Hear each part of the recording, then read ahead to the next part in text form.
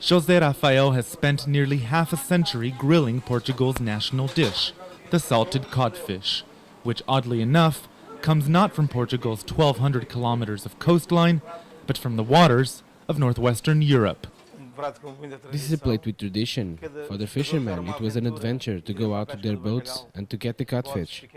And now, we have 1,000 recipes to cook all different sorts of ways. For some, a sign of Portuguese identity. For others, a symbol of Portugal's integration with the rest of continental Europe. It's a bond being strengthened, some say, to help people like 64-year-old Julieta Reis. She's worked at this vegetable market nearly her entire life and says she'll keep working because the government's pension scheme just doesn't provide enough cash to live on. She fears bad times may be getting worse. We are to blame. We don't have love for God or even each other. Everything is a mess, and this is the result. It's easy to see. We are the blind ones that don't want to see the truth. Things are bad, really, really bad. The vendors here don't really know what to make of the recent European bailout package for Portugal, some $112 billion in conditional aid. But they are worried about the man who might be managing it. José Sócrates has been running the country for 6 years, overseeing some of the sharpest economic decline in Portuguese history.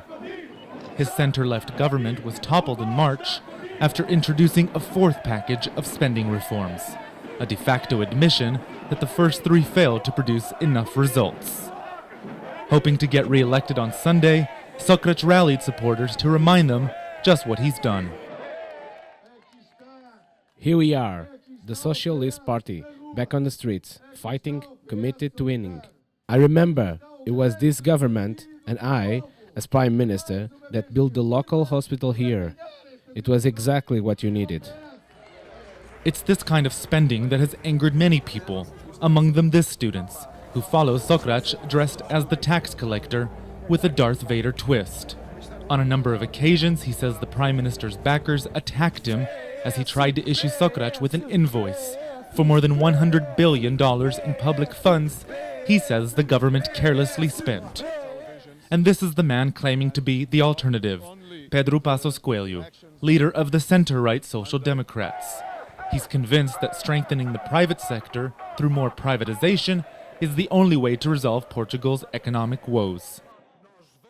We are going to cut on useless spending, on the state's excess fat. We will re-establish confidence in Portugal, and we will fulfill every agreement reached and pay back what was asked for in our name until every last euro. Despite relatively enthusiastic supporters on both sides, voter apathy in Portugal is actually at an all-time high, and voter turnout is expected to reach historically low proportions. And there's good reason for that. Portugal still remains one of Western Europe's poorest countries. Nearly 40% of children are now said to be living below the poverty line, and 1 out of every 8 Portuguese is now said to be unemployed. Many simply want things to just get better. They are sick of politics, sick of policies, and sick of politicians. For them, it's not just the cod that smells fishy. Roee Ruttenberg, CCTV, in Lisbon, Portugal.